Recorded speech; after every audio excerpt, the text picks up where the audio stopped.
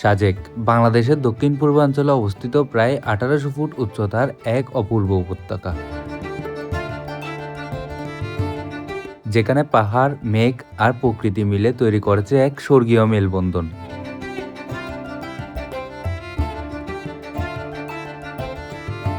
দিগন্ত জোড়া সবুজ পাহাড় আর তার ফাঁকে ফাঁকে মেঘের লুকোচুরি, যেন প্রকৃতি নিজেই এখানে প্রতিদিন নতুন গল্প লিখে।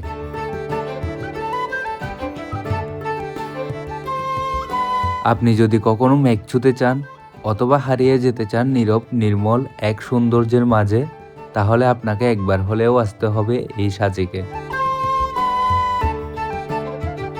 এই জাদুকরী সৌন্দর্যের টানেই সাজেক আজও প্রতিটি ভ্রমণ পিপাসু মানুষের পছন্দের তালিকার একদম শীর্ষে জায়গা করে নিয়েছে। আজকের এই ভ্রমণ গল্পে আমি আপনাদের নিয়ে যাচ্ছি স্বপ্নের জায়গা সাজেক ভ্যালিতে।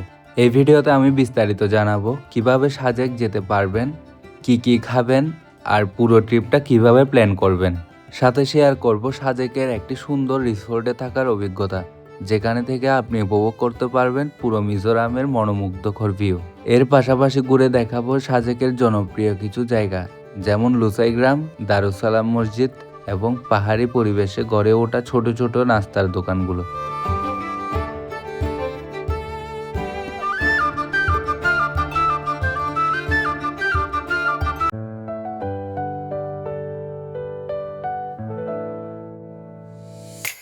আমাদের যাত্রা শুরু হয় ভোর ঠিক 5টায় চট্টলা তথা চিটাগাং শহর থেকে। এখান থেকে আমাদের আজকের প্রথম গন্তব্য বাগাইহাট আর্মি ক্যাম্প। চিটাগাং থেকে বাগাইহাট যেতে আমাদের সময় লাগবে প্রায় 4 থেকে 5 ঘন্টা মতো, আর এই হিসাবটা মাথায় রেখেই আমরা রওনা দিলাম।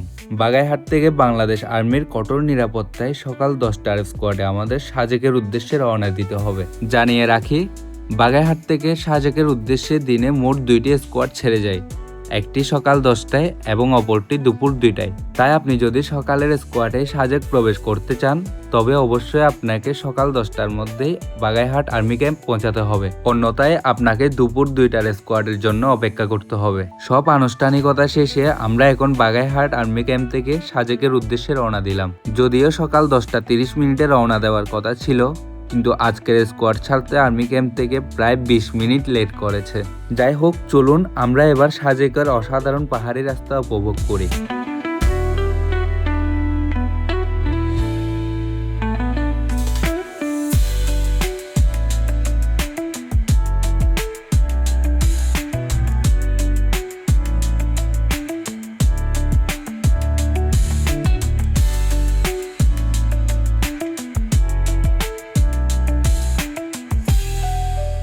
অবশেষে সব অপেক্ষার অবসান ঘটিয়ে আমরা পৌঁছে গেলাম স্বপ্নের সাজেকে। এবার আমরা প্রথমে আমাদের বুক করা রিসোর্টে চেক ইন করব। এটি হচ্ছে মেঘবাড়ি রিসোর্ট। এই রিসোর্টের সব রুমে একই ক্যাটাগরির, যেখানে প্রতি রুমে সর্বোচ্চ 2 জন থাকতে পারবেন। কাপলদের জন্য এই রুমগুলো ভাড়া পড়বে 5500 টাকা।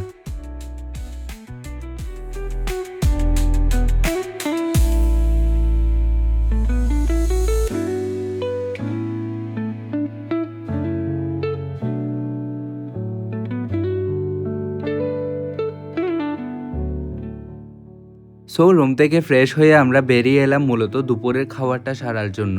সাজেকে আপনারা যেখানেই থাকুন না কেন, এর আশেপাশে গেলে আপনারা অসংখ্য খাবারের হোটেল পেয়ে যাবেন। তো আমরা দুপুরে খাওয়ার জন্য চলে এসেছি মন্টানা রেস্টুরেন্টে।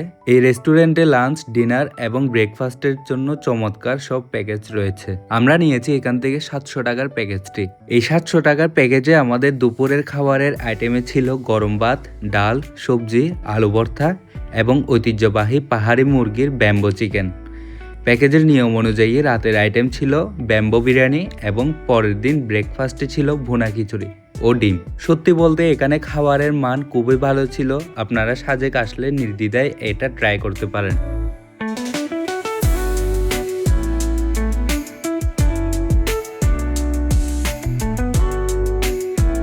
তো দুপুরের খাবারটা শেষ করে আমরা রুমে একটু রেস্ট করছিলাম। এর মধ্যে কিন্তু বাইরে আকাশটা বেশ মেঘলা হয়ে উঠেছে, আর মেঘ পাহাড়ের এই মিতালিতে চারপাশ দেখে সত্যি অনেক ভালো লাগছিল। এখন আমরা চলে যাচ্ছি সাজেকের যেসব দর্শনীয় পর্যটন কেন্দ্র আছে সেগুলো একটু ঘুরে দেখার জন্য। ঘুরে বেড়ানোর শুরুতে আমি এখন এসেছি বাংলাদেশের সর্বোচ্চ উচ্চতায় অবস্থিত একটি মসজিদে, যার নাম দারুস সালাম মসজিদ। এটি মূলত সাজেকে অবস্থিত। 2020 সালের ফেব্রুয়ারি মাসে এই দৃষ্টিনন্দন মসজিদটি নির্মাণ কাজ শুরু করা হয়েছিল। এই মসজিদটি আসলে অনেক সুন্দর। আপনারা যখন সাজেকে আসবেন তখন অবশ্যই এই মসজিদটি সচক্ষে দেখে যাবেন।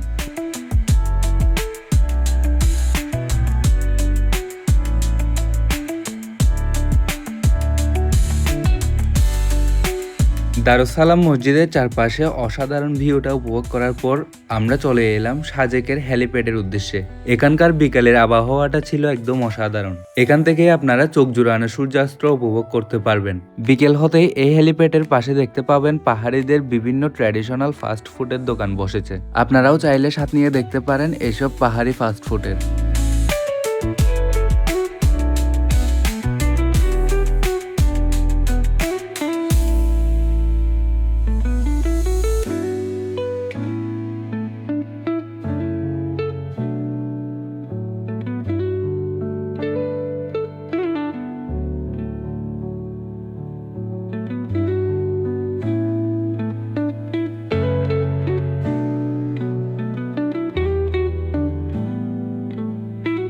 পুরো দিনের জার্নিতে আমরা অনেক ক্লান্ত ছিলাম, তাই রাত বেশি গভীর না করে রাতের খাবারটা দ্রুত শেষ করে আমরা আবার চলে আসলাম আমাদের রিসোর্টে। আগামীকাল ভোরে ঘুম থেকে উঠে সূর্যোদয় দেখতে হবে, এই মিষ্টি ভাবনায় মাথায় রেখেই ঘুমিয়ে পড়লাম। শুভরাত্রি।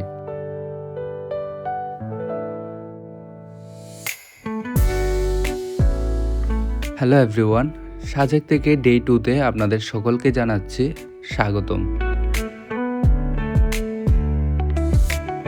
সো এই মুহূর্তে আমরা দাঁড়িয়ে আছি লুসাই গ্রামের একদম সামনে। এই লুসাই গ্রামে আপনাকে প্রবেশ করতে হলে জনপ্রতি 30 টাকা করে টিকিট কাটতে হবে।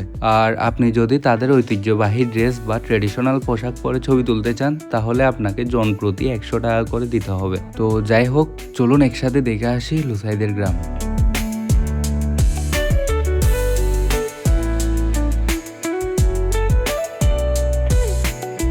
মূলত লুসাইদের গ্রাম বা তাদের জীবনযাত্রা যেরকম হয়ে থাকে ঠিক সেগুলোই এখানে চমৎকারভাবে তুলে ধরার চেষ্টা করেছে তারা।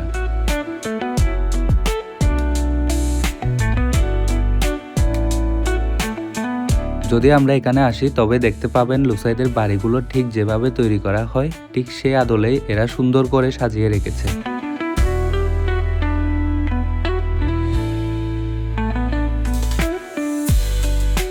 আবার এই দিক দিয়ে এগিয়ে গেলে আপনারা সরাসরি তাদের বারান্দাতেও যেতে পারবেন।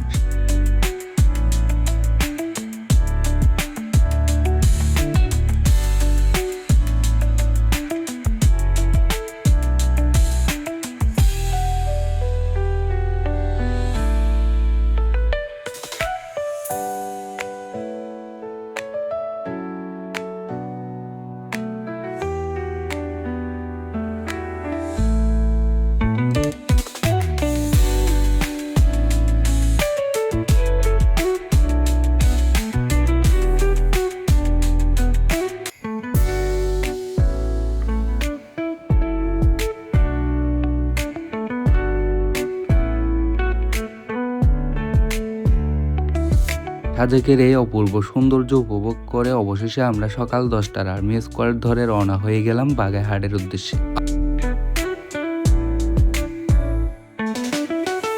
আমাদের সাজেকের সুন্দর এই ভ্রমণ গল্প আজ এখানেই শেষ করছি। খুব দ্রুতই দেখা হচ্ছে নতুন কোনো ভিডিওতে, নতুন কোনো গন্তব্যে। আর আমাদের এই ভিডিওটি যদি আপনাদের ভালো লেগে থাকে তবে অবশ্যই চ্যানেলটি সাবস্ক্রাইব করবেন।